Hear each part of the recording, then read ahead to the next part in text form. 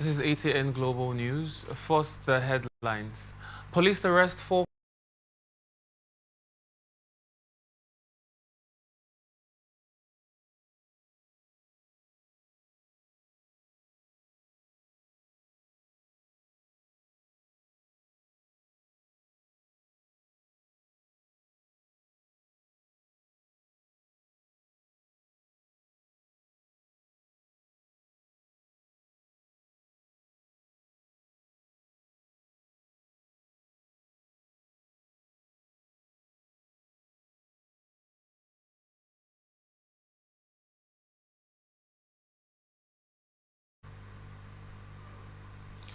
Sole Administrator of Rivers State, Ibok Ete Ibas, has mandated all heads of local government administration in the various 23 councils to submit reports on their functions, number of staff on nominal roll, and sources of revenue generation, among others. This was made known in a memo issued by the Office of the Permanent Secretary, Minister. The memo was signed by Dr. Itong Awani, Permanent Secretary, Ministry of Local Government Affairs. According to the memo, the local government administrative heads should submit the reports to the Office of the Permanent Secretary, Ministry of Local Government Affairs, on or before 26 March 2025. Some of the requirements to be submitted include functions of councils, the number of staff on a nominal roll, and sources of revenue of the local government areas, among others. Other templates are activities of the council, ongoing and completed projects for the past 2 years, achievements of the council, challenges, recommendations, and conclusion. Nigeria Security and Civil Defense Corps Commandant General Dr. Ahmed Abubakar Odi has said that the NSCDC under his watch would remain steadfast in fighting against CSC Afolabi Babawale, a National Public Relations Officer, National Headquarters Abuja. In a statement, said Dr. Odi made this while reaffirming his determination to wage relentless war against those milking the oil regions through illegal dealings in petroleum products. The advice came after his operational tour to the Niger Delta in order to boost the morale of the operatives, monitored some major oil installations and the anti-vandal operations in the waterways.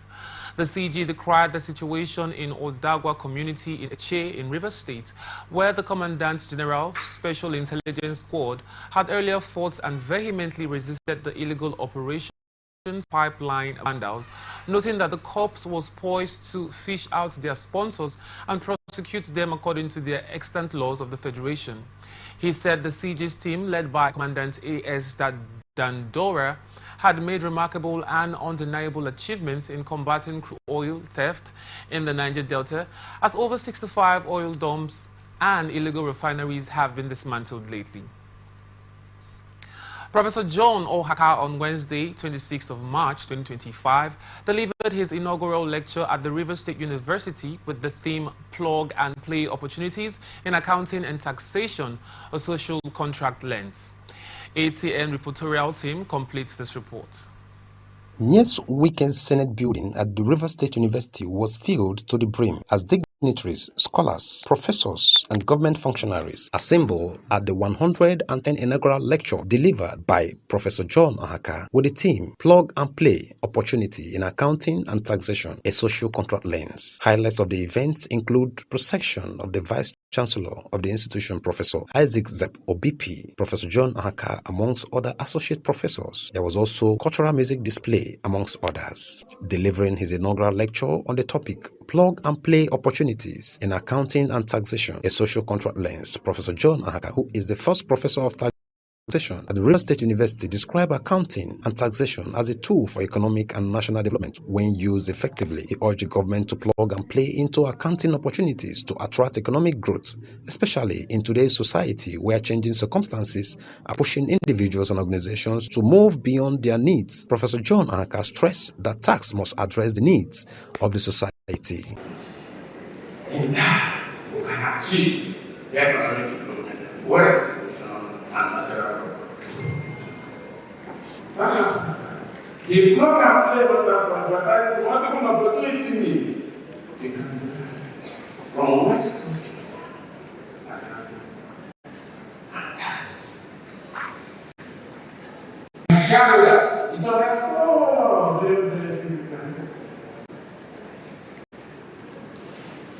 teachers, business owners, chiefs, and no wonder they are here. There is a different opportunity, that opportunity. You can use it as sell the performance of their business. They can also use it for marketing. They can also use it, I don't know whether I should say that I talk to one man all the time. I can use it to negotiate their pay. So all of them must go to taxation and accounting. So that we are going to the job. The benefit of being in the benefit of being in the government to comply. The Dean, Faculty of Administration and Management at the Rivers State University, Professor John Aka, therefore advocated for a corporate governance and internal control system, accountability and transparency, professionalism in administration to eliminate corruption in the tax system of Nigeria. He maintained that for individual, taxation presents avenue for weather management and personal development, adding that lack of awareness combined with government inadequate adherence to social contracts can lead individuals to avoid paying tax. Conclusively, Professor John Aka, who is also an author and a member of Nigerian Bar Association, said in social contracts, government's commitment is to improve the lives of the people. Therefore, he recommended that government should promote transparency in public spending as envisaged in good governance.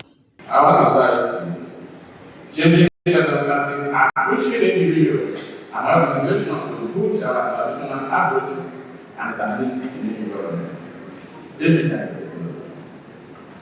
where work is carried out beyond the physical office, including the accountants and the tax practitioners. Accounting provides the financial framework necessary for business operation, decision making, and with the accounting standards and the Vice Chancellor, Rivers State University, Professor Isaac Zep Obipi, asserted that the vision of the institution under his leadership will be driven by technology. He further commended deans of faculty, professors, and management of the institutions for their support for the new administration. This lecture is very significant for three reasons. First, its defense and its side view. Second, it's being given by the dean of the faculty.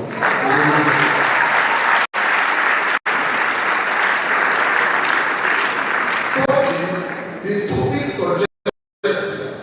We have asserted that for the new administration, our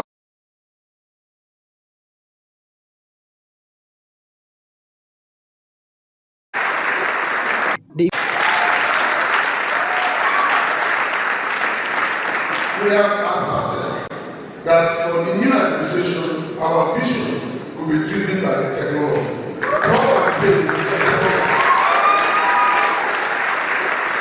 The event Command, Grace Irene Koko, and Ekan confessed to becoming involved in the ritual killing after visiting the native doctor, Kingsley Oporum. The native doctor allegedly instructed Aniekan to provide fresh human at the mortuary for preservation and autopsy. Key evidence recovered during the operation includes bottle containing the drained blood of the victims, a kitchen knife identified as the murder weapon, an empty can of black bullets used to drug the victim, and a spoon used to collect the victim's blood. The Commissioner of Police, Olugbenga Adepoju, assures that justice will be served and all perpetrators will be prosecuted to the fullest extent of the law, noting that investigations are ongoing to uncover further details and possible accomplices. He urges residents to remain vigilant and report any suspicious activities to the nearest police station, adding that the safety and security of all citizens remain our top priority. Body of a female real estate realtor, simply identified as Esther Osaze, was found dead on Wednesday in the Ibusa community, Oshimili North local government area, Delta State. Esther abducted on Monday on her way returning from the estate site alongside other colleagues. ATN gathered that Esther was in the company of 3 other colleagues when she was abducted, while others managed to escape. It was learned that Esther, with 3 other people, went to inspect a piece of land close to the Nigerian Admiralty University, Ibasa, when they were attacked by the gunmen. It was further learned that her body was found blindfolded and bruised. A close family friend who lamented the situation told our correspondent that Esther Osaze finished her NYSC last year and ventured into the real estate business following the failure of securing a job in one of the banks and other places she applied for. When contacted, the police public relations officer in the state, SSP Bright Edafe, confirmed the killing. Public Affairs Analyst Okechukwu Stanley Edenkwo is urging Governor Monday Okpebholo to take decisive action to address the neglect of primary and secondary schools in Edo State. Speaking on Atlantic Television Network's program, Atlantic Blowout, Edenkwo emphasized the need for swift action, but suggested that it should be done discreetly away from public scrutiny. And primary school at the public level, they have suffered high-level neglect by government, not just the government of Edo State, but government around Nigeria. And it's not something we should be happy, it's not something we should smile about. So whatever the governor wants to do, he should even do it without the glare of the public. He should let his work speak for himself and not this visit. For me, this are just mere lip service rhetorics. One thing is to visit, another thing is to take a decision. The community must also participate in terms of security of those things, because one thing is for government to rehabilitate, it's another thing for those things to be put in use and also protected by the owners. So there must be that community participation at that level. But first, government also, they need to swing into action, not just paying necessary lip service. It's something that once you declare a state of emergency on this area, they say a man puts his money where his heart is. Once the heart is there that this is what must be done, leave all this bureaucratic framework. There are already things that need to be done. You swing into action. Because one thing is to pay a visit, another thing is to bring bill of quantity. Before you know, time. I'm hungry. This calls to action comes as Governor Okpebholo Commission for Persons with Disabilities, led by the chairman, Theophilus Egbodion. The governor said that despite their challenges, his administration would not discriminate against anybody. For the Governing Council of Edo State University, Iyamo, led by Professor Olusegun Akiyinka, the governor, said the members were chosen by his administration were a well-calculated move to bring credible people with proven characters to govern and move the forward. Ogun State Commissioner for Health, Dr. Tommy Koka, on Wednesday declared an outbreak of Lassa fever in the state. Koka said that the hemorrhagic viral fever recently claimed the life of a 25-year-old female National Youth Service Corps member who fell sick in Ondo and was brought to one of the state's secondary health facilities at Ijebu North local government, where she died. The commissioner disclosed this in a statement sent to journalists on Wednesday. She listed the symptoms of this viral fever to include high-grade fever, headache, general body weakness, sore throat, muscle pain, cough, nausea, vomiting, diarrhea, chest pain, and unexplained bleeding from the ears, eyes, nose, mouth, and other body openings. Koka urged the residents of the state to quickly report anyone with these symptoms to the nearest government health facility for immediate medical intervention. Osun State Governor Ademola Adeleke has directed the establishment of holding camps for people displaced in the recent Ifon, Lobu, and Erin Oshu communal clashes. The governor also said the 24-hour curfew continues amidst further tightening of security surveillance in the towns. What initially started as boundary disputes between Ifon and Lobu communities in the early hours of Friday later spread to Erin Osun on Saturday. The development forced the state government to review the earlier 12-hour curfew to a 24-hour restriction of movement in the affected towns. Apart from casualties recorded, many houses were razed in the three communities, forcing many of the residents to flee to Okini, Oshobo, and Ido, Osun to avoid being killed. Detained in Oshobo on Wednesday, said the establishment of holding camps was a follow-up to the distribution of food and relief materials to the displaced people through the palaces of the affected towns. The governor also commended security agencies for promptly implementing his directive for the grilling and prosecution of key ringleaders in the communal crisis. Troops of the Special Military Task Force Operation Safe Haven have arrested 2 suspects in connection with the killing of Catholic priest Reverend Friday Sylvester Okechukwu. This was contained in the statement issued on Wednesday in Jos by Major Samson Zakom, the media officer of OPSH. ATN reports that Okechukwu, a priest of the Catholic Diocese of Kafanchan, Kaduna State, was abducted on March 4 at about 9:15 p.m. The priest, who was kidnapped from his residence in Tachira, Kaura local government area of the state, was later found dead on March 5. According to Zacom, the suspects were arrested on Tuesday following a raid in a settlement at Wasa Piti community in Lere local government area of the state. The media officer added that investigations were still ongoing to determine the whereabouts of other individuals in the heinous crime. Honorable Minister of the FCT, Barrister Nyesom Wike, through his Chief of Staff, Honorable Chidi Amadi, received the symbolic touch from FCT athletes and officials of the National Sports Commission at the FCT Minister's Office on March 26, 2025 in Abuja. The touch of unity for the 22nd edition, of the National Sports Festival, scheduled to hold in Ogun State from May 16 to 30th, 2025, will be officially inaugurated by President Bola Ahmed Tinubu and will then tour the 36 states of the festival. Barrister Wike, while emphasizing the role of the National Sports Festival in fostering national unity, expresses gratitude to all involved in the touch's journey, urging FCT athletes and coaches to dedicate themselves to achieving excellence in the games and return with numerous victories. The Director of Sports, FCTA, Luca Istifanos, affirmed that thorough preparations have been made to ensure the success of the FCT athletes at the 22nd National Sports Festival. He also called upon the athletes to strive for victory and bring pride to the FCT. The Touch of Unity, a traditional symbol of the festival, representing unity, strength, and sportsmanship, will continue its journey across all 36 states of the Federation. Plateau State Police Command has apprehended a suspected kidnapper and recovered the stockpile of ammunition in Kabwa community, Kanke local government area. The arrest, which took place on the 9th of March 2025, was based on credible intelligence indicating that the suspect was lodging in a hotel within the area. Acting swiftly, a team of officers led by the Divisional Police Office of Kanke mobilized to the scene and arrested 25-year-old Awal Haruna, an indigene of Kaduna State.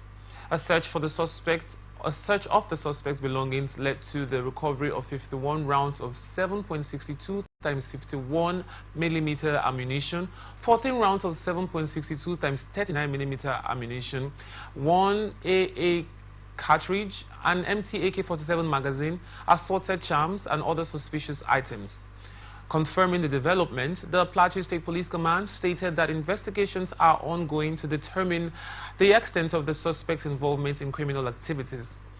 Authorities have also intensified efforts to apprehend other members of the alleged kidnapping syndicate. Chief Judge of Katsina State, Justice Musa Daladi, has granted bail to 103 released. Commending the efforts of correctional officers, the Chief Judge lauded the dedication of the Nigerian Correctional Service, Katsina Command, urging them to sustain their commitment to service delivery.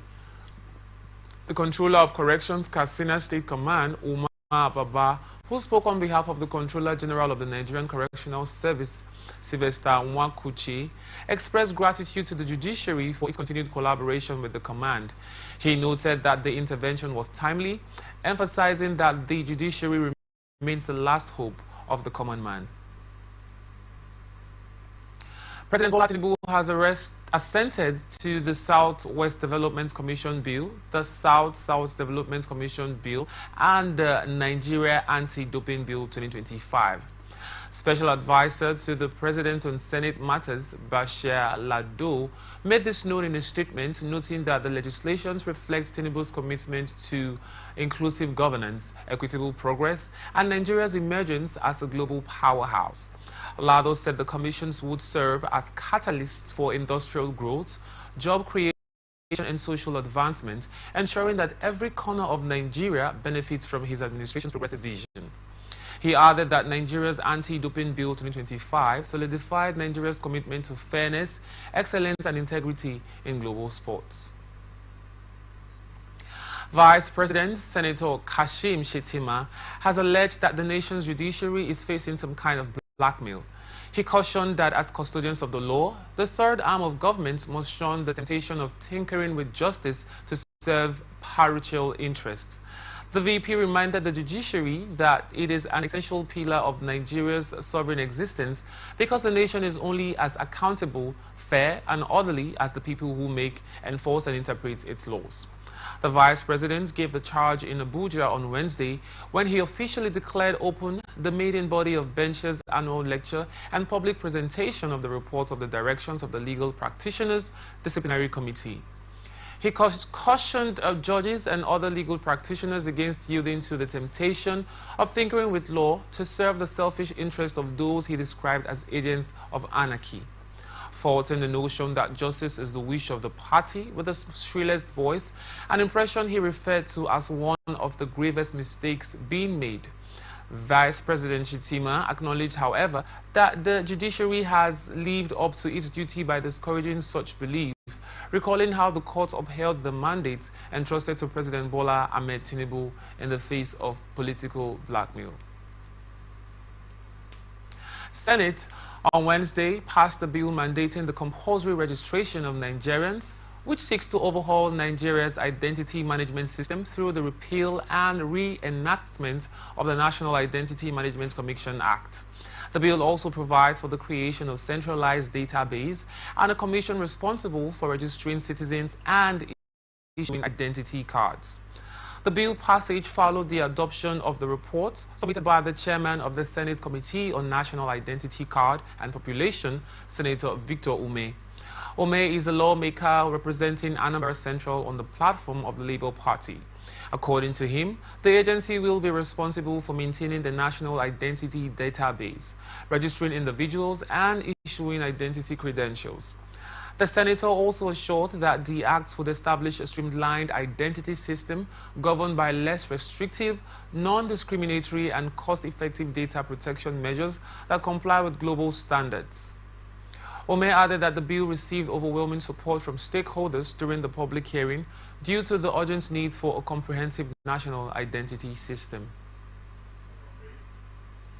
We'll go on a short break now, and when we return, we'll continue with the rest of the stories, so please stay with us. How far, Niger? Welcome to the Glow Cafe app. Come in. Because it's time for an upgrade. Your own personal Glow Cafe app open 24/7. Welcome to bigger, better, smarter. Welcome to total control of your data, your airtime, and music. All in one place. Welcome to more value. Download the upgraded Glow Cafe app and get more data. Get 100% recharge bonus and a massive 100 gigabytes data bonus when you register. Want it all? Download all this into this.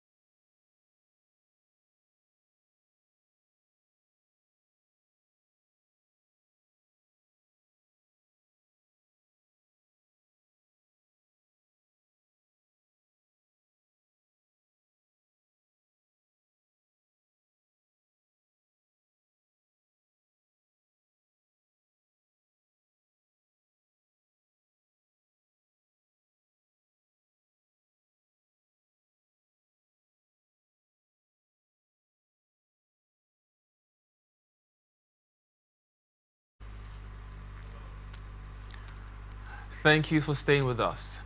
There was a heated debate in the Nigerian Senate following a motion to honor the former chairman of the National Electoral Commission, who supervised the historic June 12, 1993 presidential election, late Professor Humphrey Umosu. On Wednesday, the lawmaker representing Abia South, Senator Eyinaya Abaribe, and several co-sponsors from the minority caucus, largely representing the Southeast geopolitical zone, brought a motion on the matters of urgent public importance, seeking to immortalize the academic for his role he deemed a procedural breach. Abaribe protested, asserting that the copies were available, leading to a tense atmosphere in the chamber as he insisted on proceeding with the motion. At this point, the Deputy Senate President remarked the motion was controversial, given the divided opinions of Nigerians on Nwosu's role during the June 12 election.